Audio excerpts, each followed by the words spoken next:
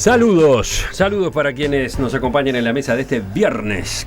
Están con nosotros voces que ya escucharon. Mauricio Rosenkopf, buen día. Muy buenos días. Lo agarré en medio del sorbo de café, incomodísimo. Sin sonido. Gonzalo Pérez Castillo. Muy buen día.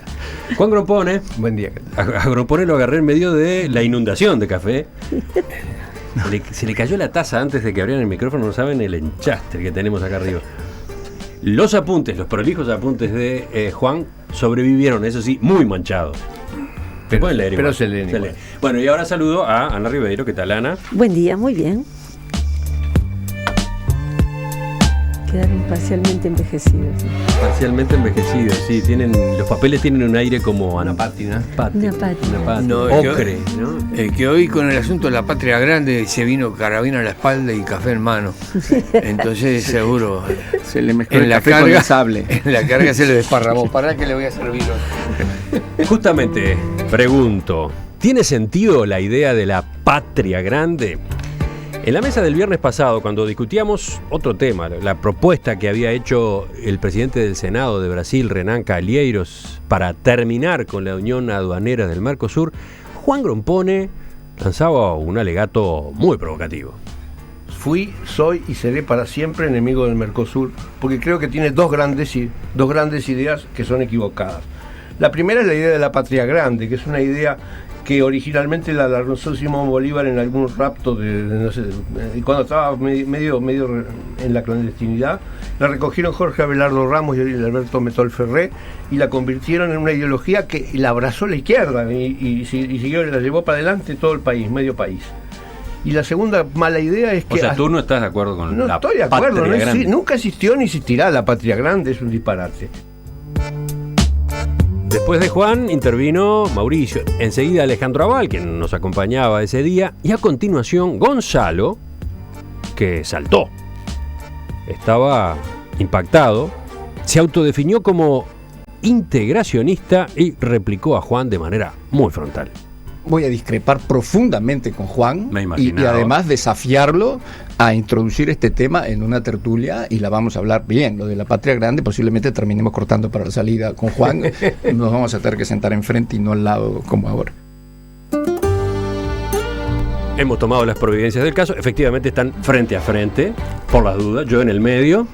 Yo sostengo la mano de Juan. Yo traje a mi padrino acá, el ruso. Bueno, empecemos. ¿Quién toma el guante? ¿Quién arranca? No sé si Juan quiere agregar algo a las barbaridades que ya dijo. ¿Cómo no? Quiero agregarte. Yo primero haría una pregunta básica, por las dudas, para que nuestros oyentes se ubiquen. Patria grande, ¿qué significa eso de patria grande? Bueno, patria grande es una teoría que se elaboró a partir de Bolívar y retomó en el siglo XX, diciendo que las colonias españolas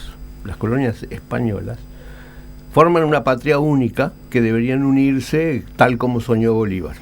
Digo española porque nunca se habló de que las portuguesas tuvieran que formarlo, y eso es un punto muy importante. Vieron la cara de malo que pone cuando hace esa aclaración, ¿no? Solo se refiere a las españolas. Y quiero hacer un repasito muy breve. México dominaba América Central. En el momento, digamos, a principios del siglo XIX, México dominaba toda la América Central. En el norte de América del Sur se formó lo que se llamaba el Gran Cacao. Estaba formado por Venezuela, Colombia y Ecuador. Se llamaba el Gran Cacao porque eran los productores de cacao, que era el producto de exportación más importante. Del lado del Pacífico existía la zona minera, que estaba formada por Perú, Bolivia y Chile. Era básicamente minera, ahí estaban los cerros de Potosí, las minas de plata, las minas de mercurio, las de cobre, todas esas. En el sur estaba la zona ganadera, formada por Argentina, Uruguay y un pedazo de Río Grande. Y luego estaba o Brasil, la gran colonia portuguesa, que tenía tres grandes zonas: una zona azucarera, muy importante, una zona minera, muy importante, y una zona cafetera, muy importante. Pero el destino dijo que la patria grande de los españoles no se formó nunca. La patria grande de los portugueses sí se formó. Y entonces los teóricos de la patria grande crearon la idea de la balcanización. Es decir, la culpa, como siempre, la tiene otro.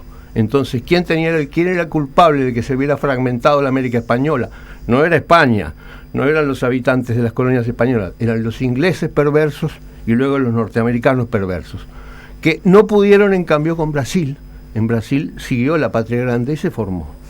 En definitiva, creo que la teoría de que se fragmentó por la perniciosa influencia de Inglaterra es un disparate. Se fragmentó porque había intereses económicos distintos, porque había un caudillismo local muy fuerte y porque la política la fragmentó. Y por esas mismas razones. Y por esas mismas razones ahí aparece económicas, y por esas mismas razones económicas no se van a poder unir, ¿no? No se van a poder unir. O sea, ahora, estamos hablando de una mentira. De una utopía. De una utopía. De una utopía. Bueno, vamos que es distinto de lo que plantea Gonzalo. Gonzalo lo que quiere es formar un frente para presentarse en los mercados actuales. Pero eso no es la idea de la Patria Grande. Pero no hables tú por Gonzalo, dejemos que hable él. Viste, que grande. Por él y por mí, de las dos partes. Bueno. Está desacatado, hijo. Bueno, yo voy a empezar por decir algo que le va a causar a Juan una profunda tristeza, posiblemente depresión e insomnio esta noche. La Patria Grande ya existe. No te voy a explicar por qué. Yo siempre digo, a veces lo he dicho en estas tertulias, cuando tú estás mirando la inserción internacional del Uruguay, hay dos formas de verlo. Tú puedes mirar el mundo desde el Uruguay, tienes una cierta perspectiva, o puedes mirar el Uruguay en el mundo. Son dos perspectivas totalmente distintas, porque en la primera vos sos el epicentro, sos el ombligo del mundo, en la segunda prácticamente el Uruguay no existe. ¿Estamos de acuerdo? De acuerdo. Con la América Latina, Juan, pasa exactamente lo mismo, solo que al revés. Los latinoamericanos somos incapaces de mirar al mundo desde América Latina, porque no tenemos concepto de América Latina.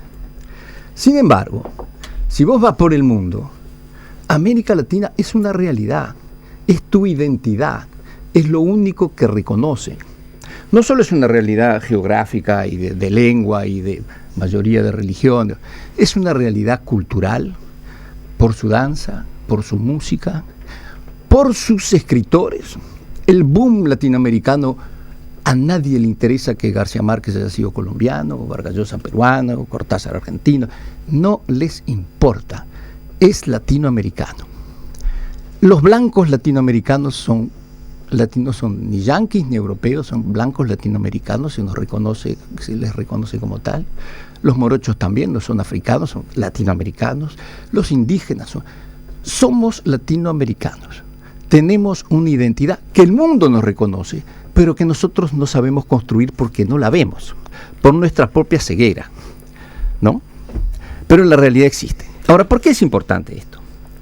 Esto es importante porque después de la Segunda Guerra Mundial, la gente que tú citabas el otro día, Juan, Metol Ferré y Abelardo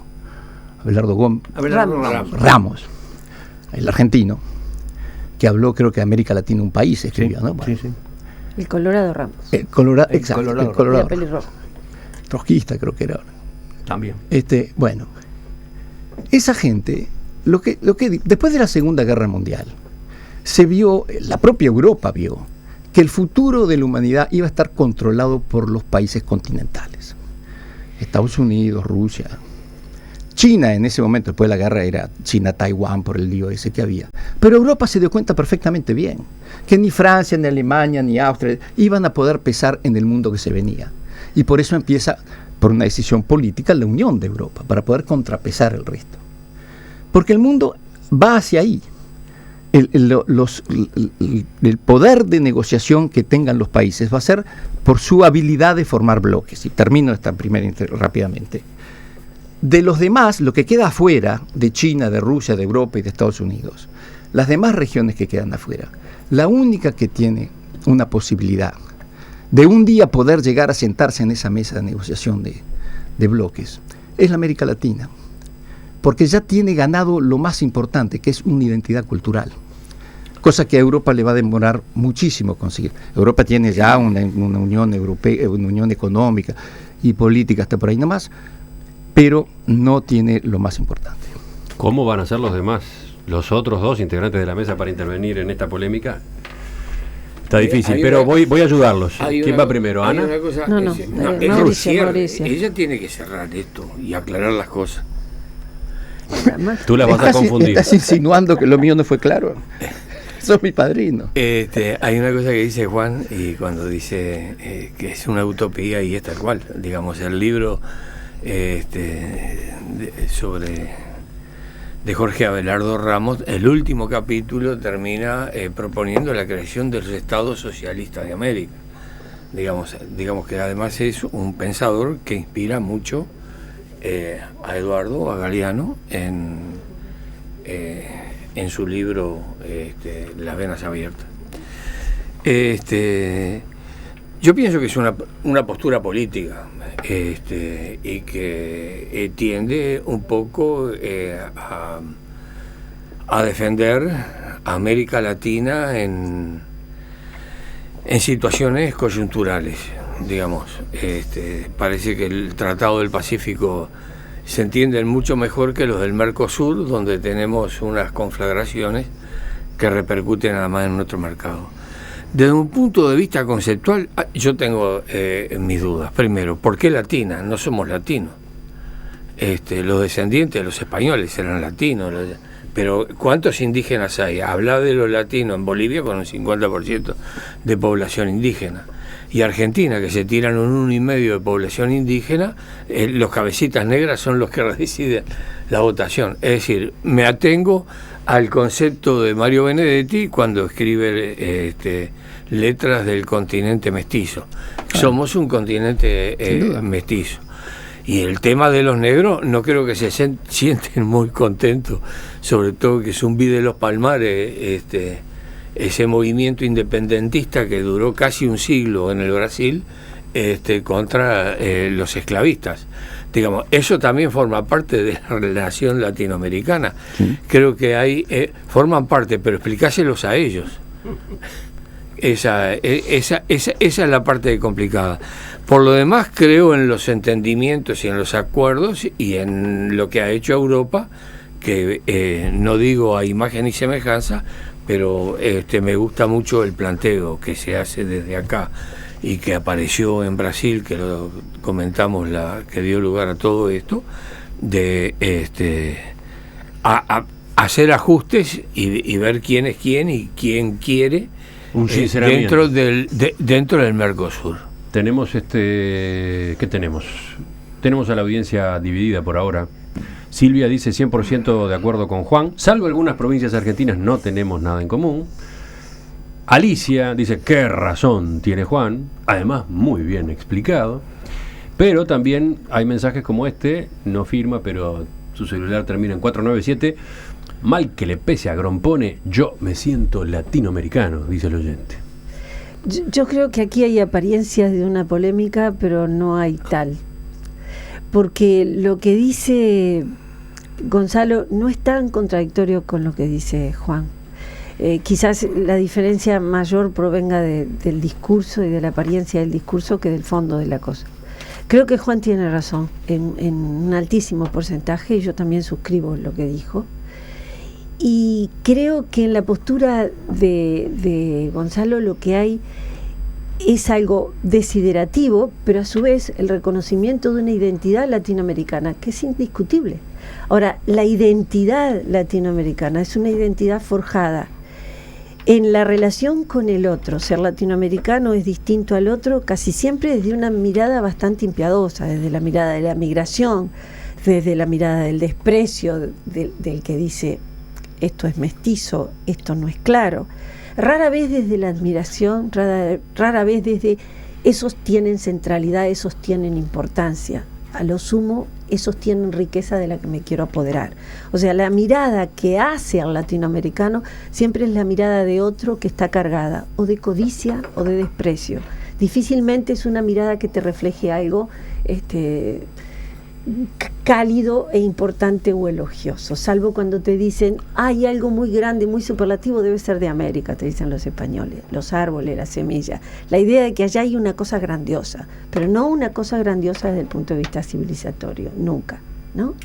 Entonces, hay una identidad latinoamericana construida de una manera bastante quejosa y problemática, pero no hay una patria grande que funcione con la unidad que uno espera de las grandes economías o de los entendimientos políticos. Eso es cierto. Ahora, a mí me gustaría que para hablar de esto se recordara una palabra que es territorialidad. Cuando uno habla de territorio es una cosa, y cuando habla de territorialidad habla de construcciones que no siempre son tangibles, concretas, que a veces son imaginarias. Cuando los hombres de la independencia hablaban de la patria o hablaban de lo americano, estaban rápidamente forjando una unidad opuesta a lo español de lo que se querían separar. Cuando el español hablaba de España como una sola cosa que incluía la península ibérica y el territorio americano, también hablaban de algo que no existía. Había un manojo de españoles que resistían en Montevideo, otros que resistían en Lima, pero alguien de Montevideo podía pedirle al rey una pensión y el rey decirle, estamos en guerra, no tenemos, y él contestarle, y de la caja de Manila, en el otro lado del mapa, porque la representación que tenían era que el imperio era uno. Así que América precisó forjar la idea de que era una para romper con la matriz. Esa idea quedó y es la semilla de esa utopía de unidad latinoamericana que uno puede entenderla bien en un aeropuerto.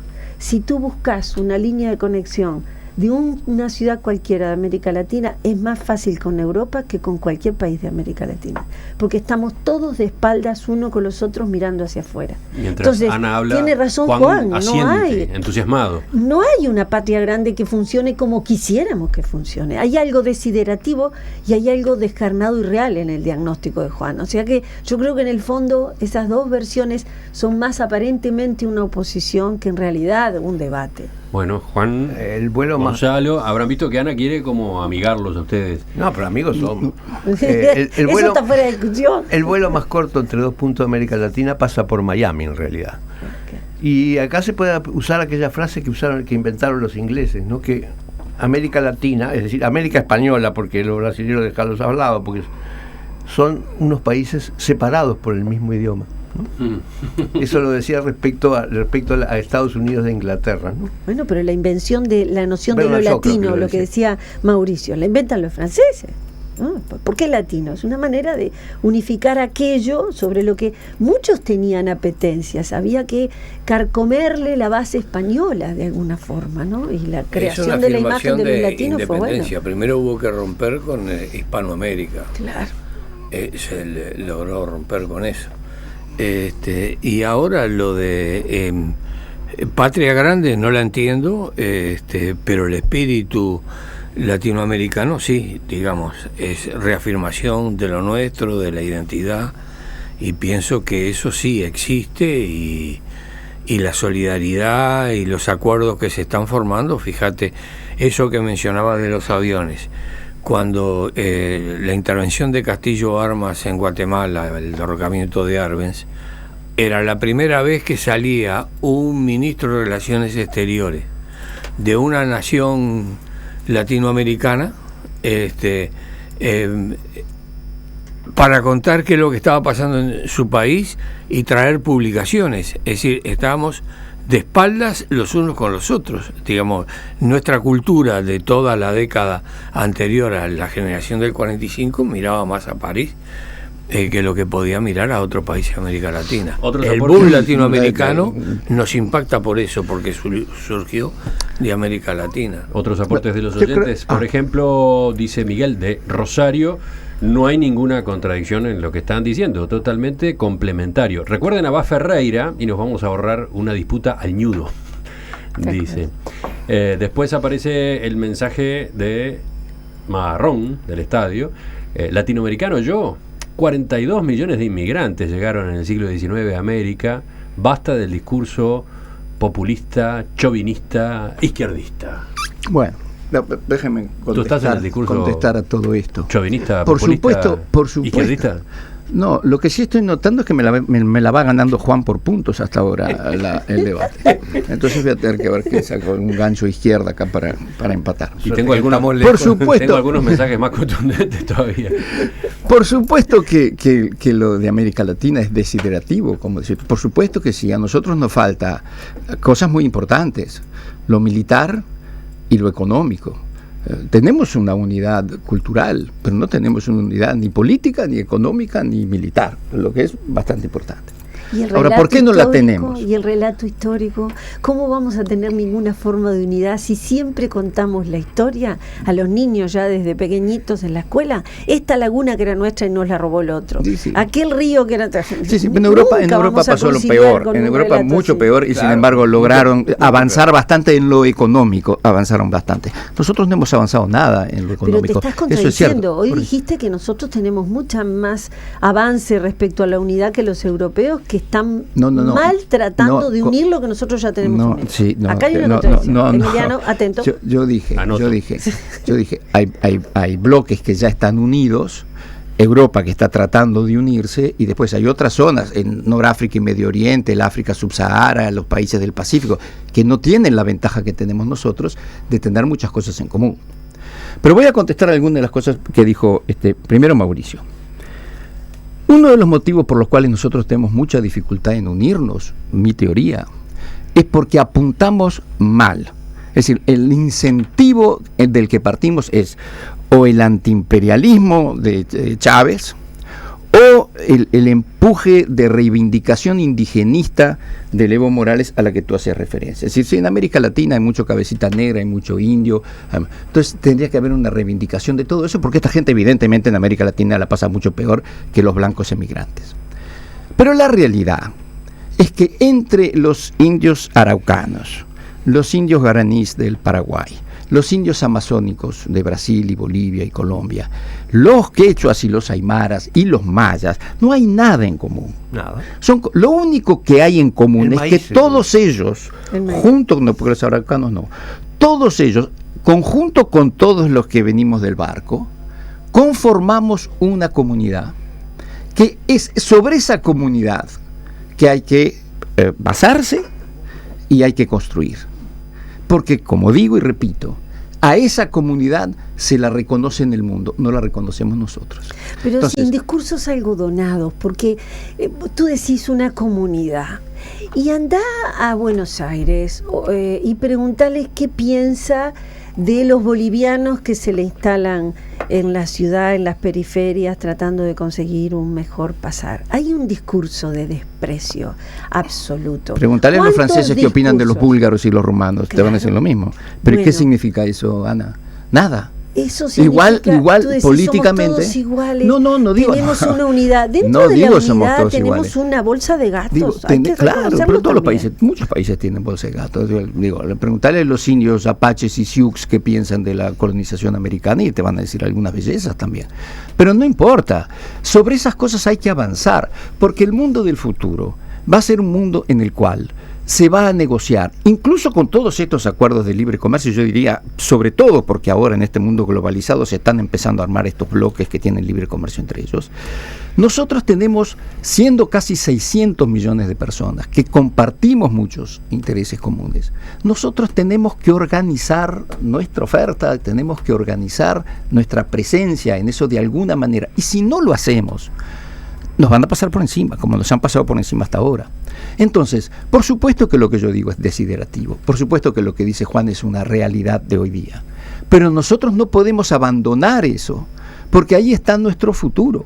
El futuro de América Latina como bloque está en que nosotros sepamos conjugar todas estas cosas y presentarnos ante los demás bloques con más fuerza de la que tenemos ahora. Juan, volvemos contigo. Sí, yo estoy de acuerdo con Gonzalo en que esto es un deseo. Atención. Ahora, creo que más que por acción nuestra, va a ser la globalización la que resuelva el problema. Es decir, cuando los estados nacionales empiecen a desaparecer, posiblemente allí la unidad de la lengua, es decir, los países estos separados por la misma lengua, empiecen a convertirse en una región con una identidad común. Pero para eso es necesario que desaparezcan los estados nacionales, que desaparezcan los caudillitos, los caudillotes y las sucesivas ideas de nacionalidad y cosas por el estilo. Entonces, creo que eso va a venir, pero por el lado de la globalización, en la medida que el estado nacional desaparezca. No.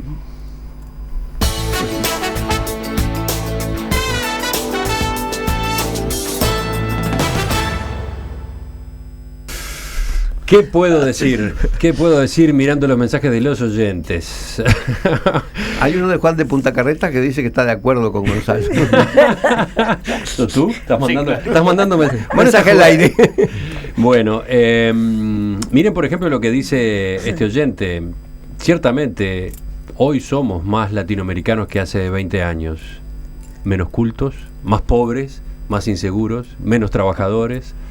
Dejamos de ser la Suiza de América. No sé si este mensaje te ayuda, Gonzalo. No, porque es justamente lo que yo digo. Tenemos una tremenda incapacidad de vernos como latinoamericanos y ese es el primer paso que tenemos que superar.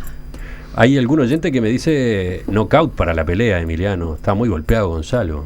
¿Ves? Vos vas a seguir leyendo los que vienen contra él. No hay ninguno. Estoy leyendo los que Marrón del estadio, dale. A ver si arreglamos esto Aguante, durante la pausa. Hay oyentes que ponen su toquecito de humor. Este supongo que a Gonzalo le debe gustar. El mensaje dice, es el de Jorge de Buceo. Me gusta mucho Grompón, escribe muy bien sobre ciencia ficción. Pero después aparecen mensajes como el de Marcelo, que dice, yo me siento como el de aquella letra del Cuarteto de Nos.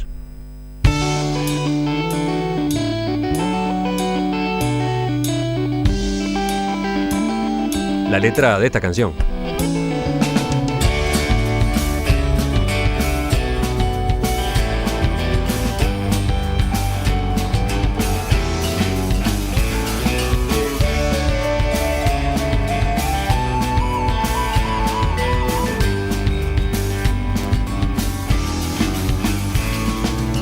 Pensarán que soy medio ladino o que vivo borracho de vino. Quieren hacerme esqueletos cretinos, que los uruguayos somos latinos. Hace un tiempo parecía joda, ser chicano es de moda. Si me viera mi abuelito Arsenio cantando con acento caribeño y yo no digo ya está listo el pollo, ni frijoles ni arroyo, hierba yuyo ni yo-yo. No me jodan más, no somos latinos, no me jodan más, no somos latinos. Yo me crié acá en la Suiza del Sur. Oposición explícita, un poco pasada de rosca, la del Cuarteto de Nos, ¿no? No están de acuerdo contigo, Gonzalo. ¿Escuchaste, por ejemplo, ese párrafo, esa parte de la letra? Yo no digo ya está listo el pollo, ni frijoles ni arroyo, hierba yuyo ni yoyo. No te convence. Bueno, es parte del problema que tenemos, ¿no? Pero también hay otras cosas que yo creo que hay que poner en la balanza. Y que nosotros somos totalmente ignorantes o no estamos haciendo uso de ellas. ¿Tiene sentido la idea de la patria grande? De eso estamos discutiendo. Por supuesto que tiene sentido. Es decir, tiene sentido trabajar hacia ir creando una presencia de la economía latinoamericana en el mundo, negociada de una forma distinta a la forma individual en la que venimos negociando hasta ahora. Eso tiene absoluto sentido. Porque mañana, el mundo del mañana, va a requerir, por ejemplo, muchísimos alimentos. América, en este caso la parte fundamentalmente del Mercosur de América Latina, produce hoy día el 30% de los alimentos que consume el mundo. Esto hacia adelante va a ser cada vez mayor, que comercializa, perdón, del 30% del comercio de alimentos del mundo. No me parece. No, del comercio, por supuesto, de lo que vende, ¿no? Pero claro, que es necesario, pues esta gente necesita los alimentos. Esto no se está negociando. Esto no se está poniendo en la balanza. Cuando tú vas a hacer acuerdos comerciales con los países, nadie habla de esto. Nosotros tenemos, como tuvo, por ejemplo, la OPEP en su oportunidad, que tenían una parte importante del petróleo. El petróleo lo compraban a $3. Los muchachos se pusieron de acuerdo después de la guerra de Yom Kippur y penalizaron al mundo occidental y el precio del petróleo pasó de $3 a $12. ¿Por qué? Porque esta gente dijo, bueno, nosotros tenemos este atún, tenemos este capital, lo vamos a negociar mejor. Bueno, América Latina, no voy a aburrirlos con esto, pero tiene un montón de capital, de alimentos, de agua, de tantas cosas, de bienes de capital, de consumo de bienes de capital, que podría perfectamente negociar si solo supiera organizarse para sentarse en la mesa y decir, mire señores, nosotros disponemos de esto.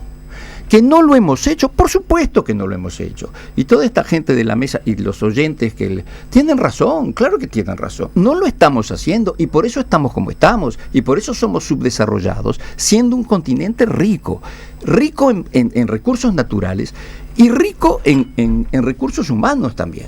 Pero no estamos organizados. Entonces, la realidad es que no existe la patria grande hoy día.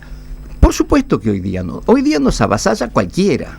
Si nosotros supiéramos organizarnos, hay muchísimas cartas que tenemos que podrían fortalecer nuestra posición negociadora, pero nos tenemos que organizar. Sí, eso lo suscribo así. Yo también lo suscribo, manos. pero me gustaría que hubiera menos Cristinas, Evas y Evos, inmaduros, etcétera.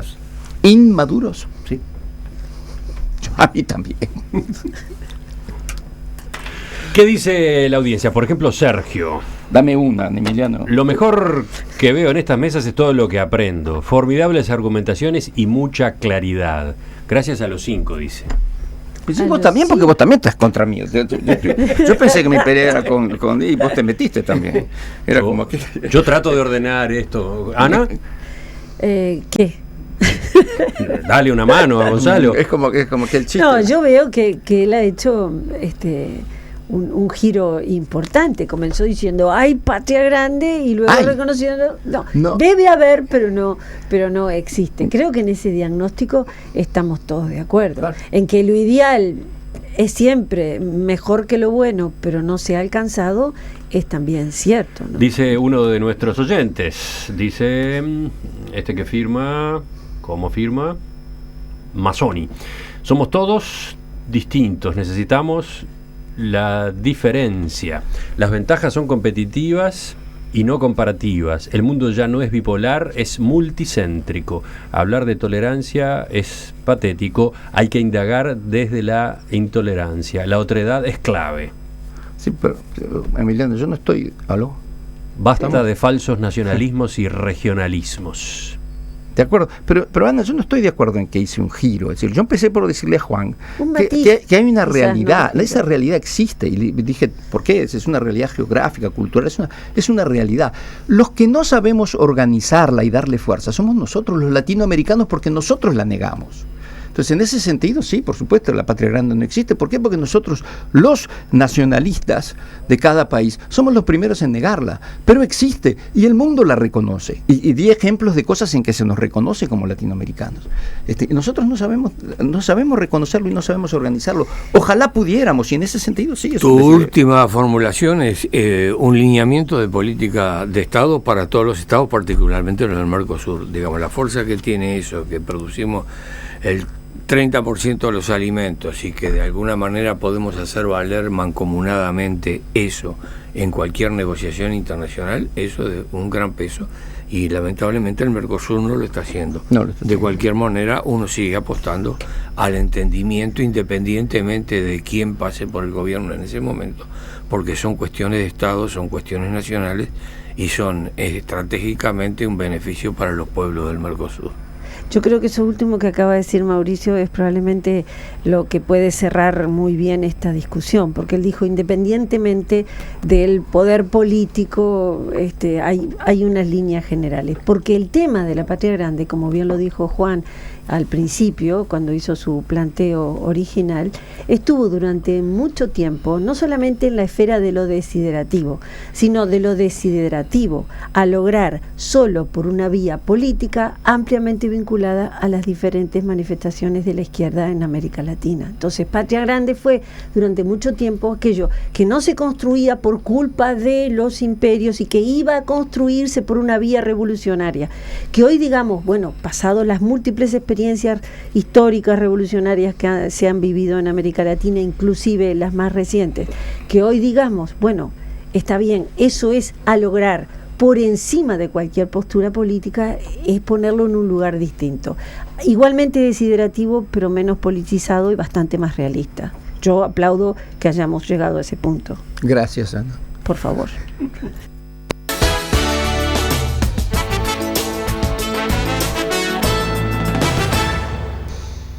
Conrado de Malvin Norte llega con su mensaje y dice: en esta yo apoyo a Gonzalo. Bien, Conrado, qué crack. Ese Conrado es un tipo Aguante, inteligente. Conrado. Te paso el celular después. Por supuesto. Ya volvemos a la mesa de este viernes. Gracias a todos los oyentes que han participado con sus mensajes, con sus opiniones, sus pronunciamientos. Interesó mucho el tema, les diré, ¿eh? Y también agrego por las dudas que Gonzalo recuperó posiciones entre los oyentes ahora al final. Se lleva una cantidad de apoyos. Sí, pero mira, eso Nosotros, que... los buenos boxeadores nos reservamos para el último round. Sí, pero eso que dijiste que Juan mandaba los cosos, eso antes de empezar la mesa, eso no es cierto. Yo creo que son los espectadores. Juan lo hizo en alguna otra oportunidad, pero en esta no. Recopilamos todos los mensajes y los correos electrónicos y por supuesto ustedes los integrantes de la mesa se los llevan.